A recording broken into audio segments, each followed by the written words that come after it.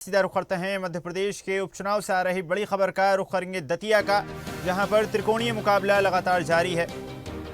दतिया के जनादेश का अंतिम संग्राम आज लगातार देखने को मिल रहा है। दतिया में भाजपा कांग्रेस के बीच तगड़ी फाइट, त्रिकोणीय मुकाबला इसे माना जा रहा था, लेकिन अब साफ तौर पर बीजेपी और कांग्रेस के बीच मुकाबला दिखाई दे रहा है। दोनों ही दल एक दूसरे को कांटे की टक्कर देते हुए दतिया के ग्रामीण इलाकों में लगातार मतगणना जारी। दतिया के जनादेश का ये अंतिम संग्राम, तस्वीरें आप देख सकते हैं, मतगणना की तस्वीरें आपको दिखा रहे हैं, जहां पर वरिष्ठ अधिकारी तैनात हैं, प्रत्याशियों के प्रतिनिधि भी लगातार काउंटिंग में मौजूद हैं। और चौथे में और हमें 800-900 की लीड मिलेगी, 1000 से ज़्यादा आगे हो जाऊंगा और ये लीड हर राउंड में बढ़ती जाएगी, तेजी से बढ़ेगी। देखिए क्या है, पूरी पार्टी यहाँ मौजूद थी। प्रदेश अध्यक्ष तो 50-60 गाँव में गए, घर घर गए, जनसंपर्क किया, बाजार में किया। प्रदेश के बहुत से पदाधिकारी यहाँ रहे, नेता प्रतिपक्ष यहाँ आए, प्रदेश प्रभारी हरीश चौधरी जी, प्रदेश सह प्रभारी गण सब यहाँ थे, सबने देखा। इसलिए स्थिति स्पष्ट थी। उनने बताया होगा, ऊपर रिपोर्ट दी होगी तो तुरंत हो गई कार्रवाई। नहीं, उनने तो सहयोग नहीं किया, लेकिन हाँ उनके कार्यकर्ता जो थे वो कई लोग नहीं माने, वो भाजपा से ज़्यादा रुष्ट थे, उनने मेरी मदद की। तीसरे राउंड में मैं 33 वोट से आगे हूँ और चौथे में और हमें 800-900 की लीड मिलेगी, 1000 से ज़्यादा आगे हो जाऊंगा और ये लीड हर राउंड में बढ़ती जाएगी, तेजी से बढ़ेगी। देखिए क्या है, पूरी पार्टी यहाँ मौजूद थी। प्रदेश अध्यक्ष तो 50-60 गाँव में गए, घर घर गए, जनसंपर्क किया, बाजार में किया। प्रदेश के बहुत से पदाधिकारी यहाँ रहे, नेता प्रतिपक्ष यहाँ आए, प्रदेश प्रभारी हरीश चौधरी जी, प्रदेश सह प्रभारी गण सब यहाँ थे, सबने देखा। इसलिए स्थिति स्पष्ट थी। उनने बताया होगा, ऊपर रिपोर्ट दी होगी तो तुरंत हो गई कार्रवाई। नहीं, उनने तो सहयोग नहीं किया, लेकिन हाँ उनके कार्यकर्ता जो थे वो कई लोग नहीं माने, वो भाजपा से ज़्यादा रुष्ट थे, उनने मेरी मदद की। तो सुना आपने किस प्रकार लगातार सभी दलों के नेताओं द्वारा, प्रत्याशियों द्वारा अपनी जीत का दावा किया जा रहा है। हालांकि मतगणना के पश्चात ही स्थिति साफ हो पाएगी। अधिक चर्चा करते हैं। भारतीय जनता पार्टी से आदित्य जी हमारे साथ जुड़ गए हैं। चलिए, भारतीय जनता पार्टी से आदित्य जी हमारे साथ जुड़ गए हैं। आदित्य जी, बहुत बहुत स्वागत है आपका स्वदेश न्यूज़ में।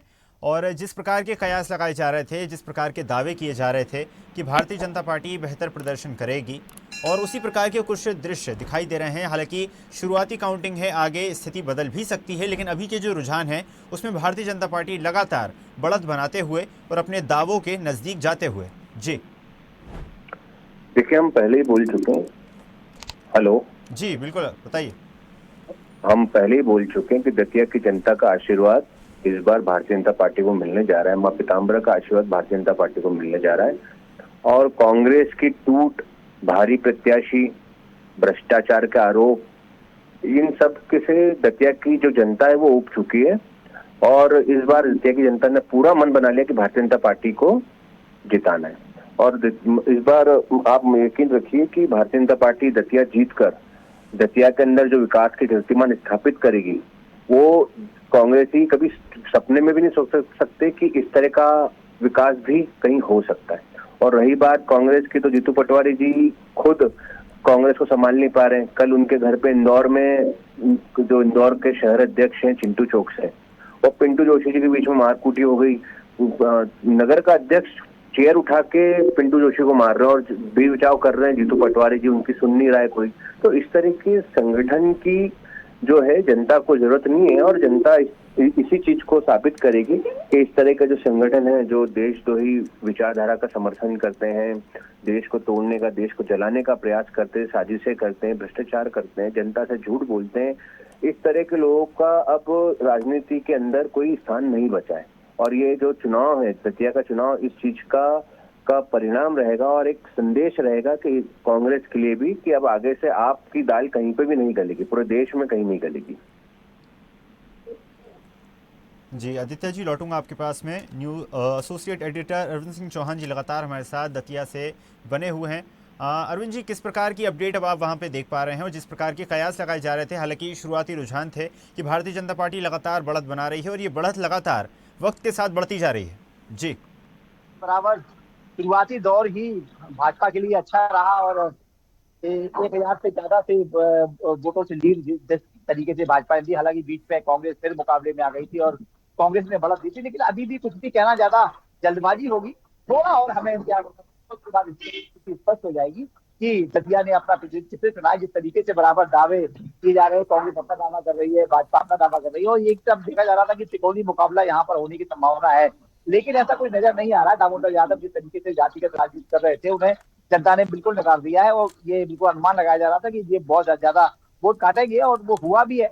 तो निश्चित तौर पर जो कांग्रेस को मतदान हुआ है, और वो कहीं ना कहीं बिल्कुल जिस तरीके से कांग्रेस ने मेहनत की है वो हुआ है, उसका परिणाम यही है कि जिस तरीके से बराबर कांग्रेस आपस में लड़ रही है, और चित्रघाट कांग्रेस का बराबर घर जाते ये आरोप लगा रहे थे कि राजेश भारती है और जो लोग हैं वो पूरे दतिया उपचुनाव में ये भितरघात करेंगे। वही हुआ, उसका परिणाम ये है कि आज कांग्रेस थोड़ी सी घटती आ रही है।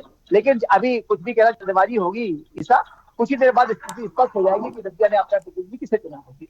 अरुण जी, बिल्कुल जिस प्रकार आपने बताया कि कुछ भी अभी कहना जल्दबाजी होगी, लेकिन जिस प्रकार हाल ही में जो कांग्रेस के प्रत्याशी हैं उनसे जब बातचीत की गई, मीडिया से वो मुखातिब हुए और एक बार फिर उन्होंने वही बात दोहराई जो चुनाव प्रचार के दौरान दोहराई थी कि एक बार फिर मैंने बढ़त हासिल कर ली है और इस सीट पर लगातार बढ़त बढ़ती जाएगी और कांग्रेस पार्टी विजय होगी पिछले विधानसभा चुनाव की तरह।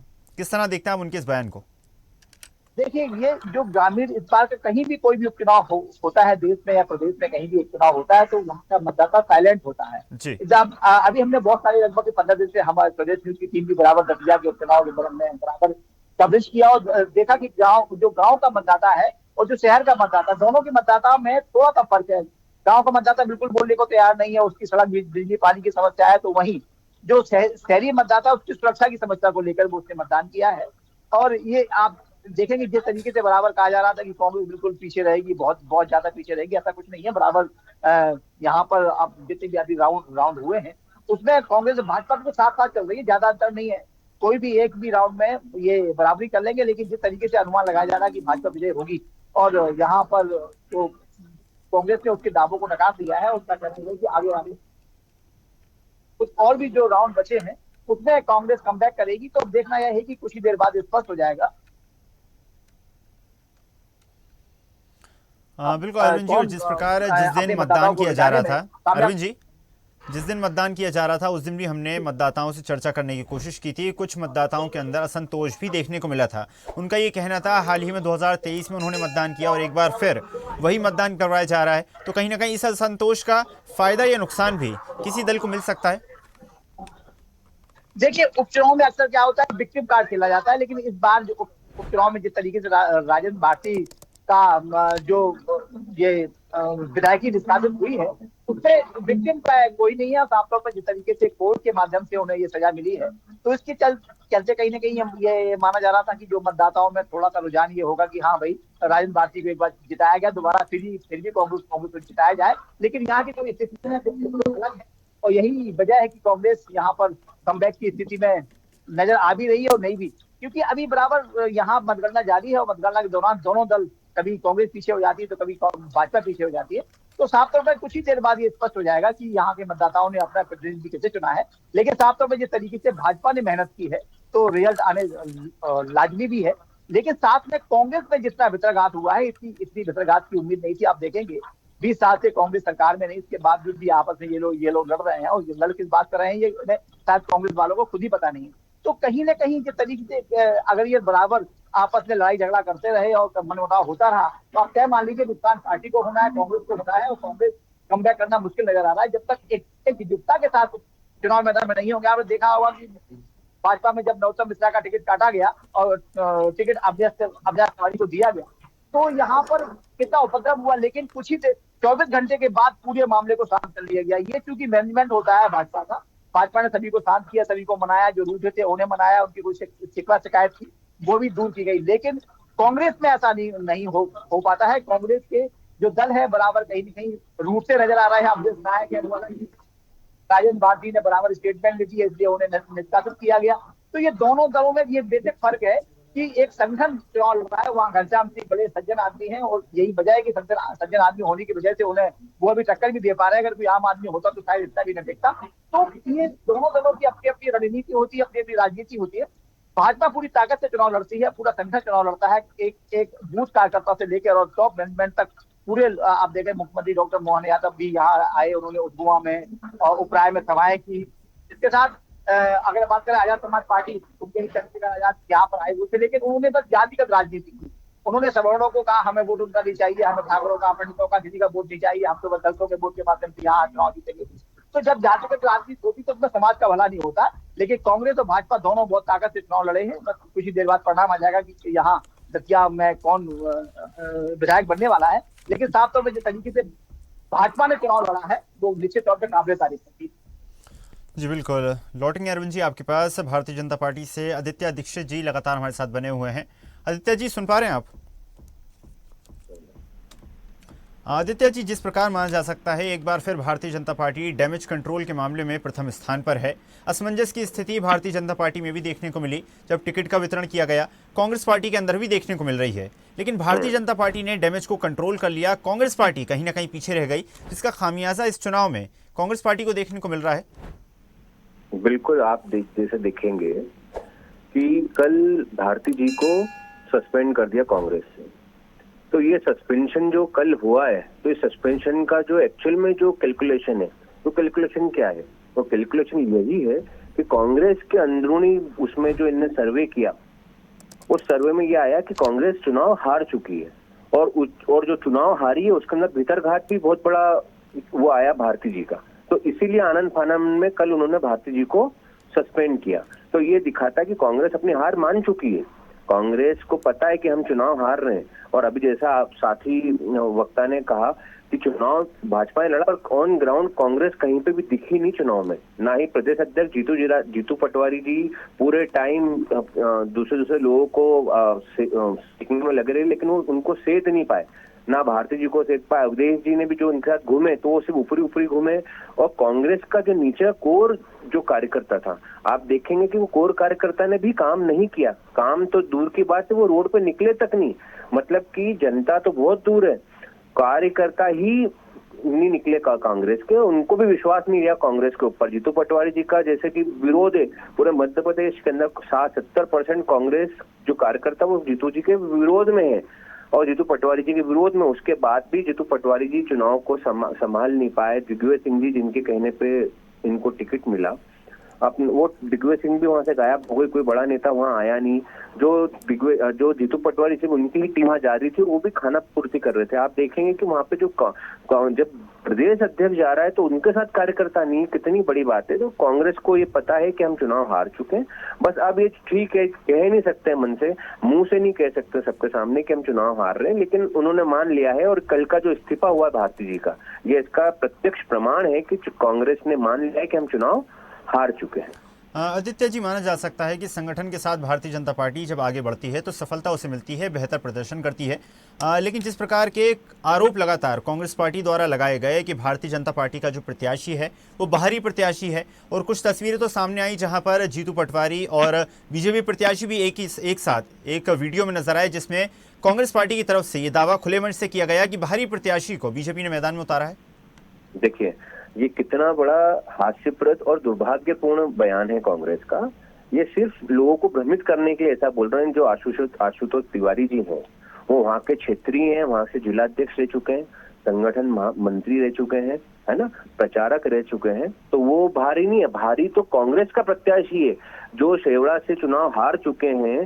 जो दतिया के अंदर कांग्रेस के कार्यकर्ता का विरोध इस चीज के लिए भी है कि क्या दतिया के अंदर कोई कांग्रेस में नेता नहीं था, कार्यकर्ता नहीं था जिसको आप टिकट देते।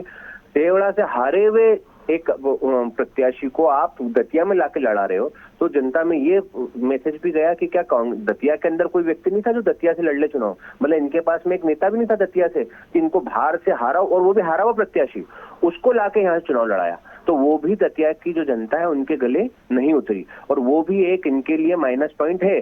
उस माइनस पॉइंट को छुपाने के लिए ये भ्रम का ये जो जाल बुन रहे हैं, ये इन्होंने प्रयास किया बुनने का, लेकिन जनता ने उसको भी पार कर लिया और भारतीय जनता पार्टी को आशीर्वाद दिया है।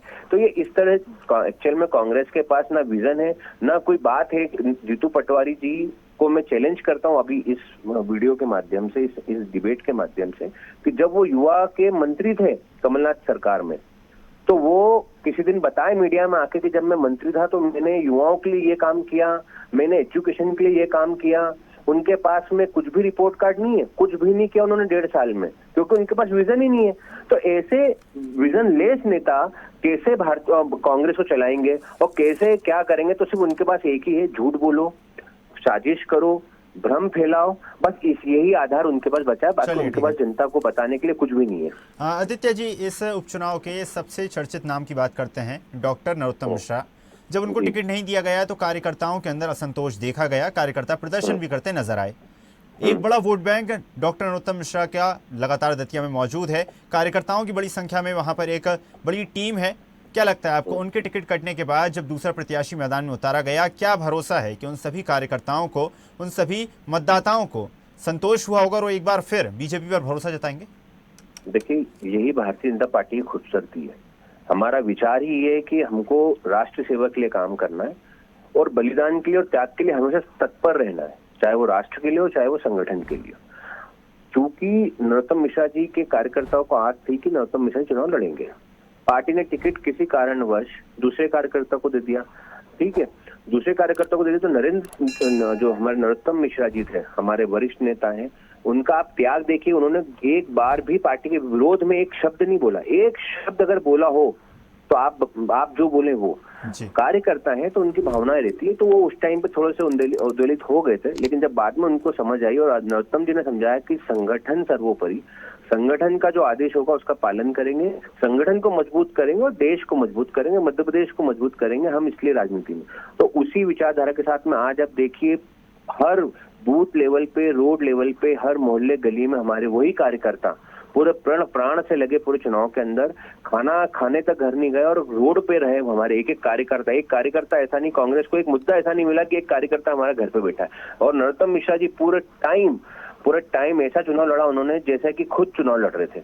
ऐसा उन्होंने समय दिया और ऐसे उन्होंने भावनाओं के साथ काम किया। तो यही भारतीय जनता पार्टी का जो जीत का जो मंत्र है, वो हमारे इन्हीं नेताओं से हम सबको मिलता है कि ऐसे तपस्वी और ऐसे त्याग करने वाले नेता हमारे बीच में, तो इससे कार्यकर्ता भी उद्वेलित होता है और उनको आनंद आता है और वो सीखते हैं आगे जाके कि भारतीय जनता पार्टी किस विचारधारा की पार्टी है। तो ठीक है। और रही बात नरोत्तम जी की, तो नरोत्तम जी हम जैसे असंख्य कार्यकर्ताओं के लिए प्रेरणा है कि संगठन के लाइन पे चलना, संगठन के आदेश को सिरोधार्य करना। तो इस तरह की प्रेरणा नरोत्तम मिश्रा जी ने हम सबको दी। हमारे जैसे असंख्य कार्यकर्ता उनसे प्रेरणा ले रहे हैं और भारतीय जनता पार्टी जब वहां जीतेगी तो कांग्रेस, भाजपा ही नहीं, कांग्रेस को भी सीखने की जरूरत पड़ेगी कि संगठन सर्वोपरि होता है और संगठन का जो आदेश उसको सिरोधार्य करके प्राण से प्रदेश के लिए और देश के लिए जुटना चाहिए सेवा में। आदित्य जी, अंतिम सवाल आपसे, उसके बाद मैं अरविंद जी का रुख करूंगा। बड़ा सवाल यहाँ पर यह भी है जो कई लोगों के मन में है, कई राजनीतिक व्यक्तियों के मन में है कि आखिर अब नरोत्तम मिश्रा का भविष्य क्या होगा? देखिए, ये मेरे जैसे छोटे से कार्यकर्ता का विषय नहीं है, लेकिन फिर भी मैं आपको, जो मेरे संगठन पे मेरा विश्वास है और जो मैं संगठन को देखता हूँ, समझता हूँ, तो हमारा जो संगठन है, संगठन किसी को विधायक बनाने के लिए, किसी को सांसद बनाने के लिए, किसी को प्रधानमंत्री बनाने के लिए, किसी को मुख्यमंत्री बनाने के लिए लड़ नहीं रहा है। ये तो एक हमारा पड़ाव है। हमारा जो मुख्य मंजिल है, वो मंजिल है राष्ट्र का जो स्वर्णिम समय वो वापस आए, भारत माँ का स्वर्णिम सम्मान वापस दिला सके हम। मध्य प्रदेश या देश हो, उसके अंदर जो अंत्योदय, अंतिम पंक्ति का व्यक्ति भी जिस दिन खुशहाली के साथ जिएगा, उस दिन हमारा प्रण पूरा होगा। तो और हम सब तो उसके सैनिक है। नरोत्तम मिश्रा जी को जवाबदारी दी उन्होंने, दतिया में आपको किला लड़ाना है, तो उन्होंने लड़ाया। अब आज आशुतोष जी को वहां खड़ा कर दिया तो वो लड़ाएंगे। हम सब सिपाही हैं। अब नरोत्तम जी रहे, क्योंकि इतना बड़े हमारे नेता हैं और इतनी बड़ी विचारधारा का वो नेतृत्व करते हैं, तो निश्चित तौर पे संगठन जो उनको आदेश देगा आगे और जहां पे उनको खड़ा करेगा, जहां तैनात करेगा, तो नरोत्तम मिश्रा, मुझे मेरा विश्वास है कि हमारा आदरणीय नेता नरोत्तम मिश्रा जी वहां पर भी विजय झंडे गाड़ेंगे और राष्ट्र सेवा में अब पूरे प्रण और प्राण से लगेंगे। जी चलिए अरविंद जी, डॉक्टर नरोत्तम मिश्रा की हम बात कर रहे थे और जिस प्रकार कद्दावर वो नेता हैं, लंबे वक्त तक वो जो है कार्यरत रहे और काफ़ी ज़्यादा बेहतर उनका चुनावी जो अनुभव है वो भी है। बड़ा सवाल यहाँ पर ये खड़ा होता है जो कई कार्यकर्ताओं के मन में था, मध्य प्रदेश के रहवासियों के मन में था, कि आखिर 2023 के विधानसभा चुनाव में क्या कमी रह गई। चलिए, धन्यवाद अरविंद जी, धन्यवाद आदित्य जी जुड़ने के लिए और स्वदेश न्यूज के साथ चर्चा में शामिल होने के लिए। और ऐसी ताज़ा खबरों के लिए लाइक, फॉलो और यूट्यूब पर सब्सक्राइब कर बेल आइकन जरूर दबाइए और हर अपडेट के लिए विजिट कीजिए स्वदेशलाइव.com।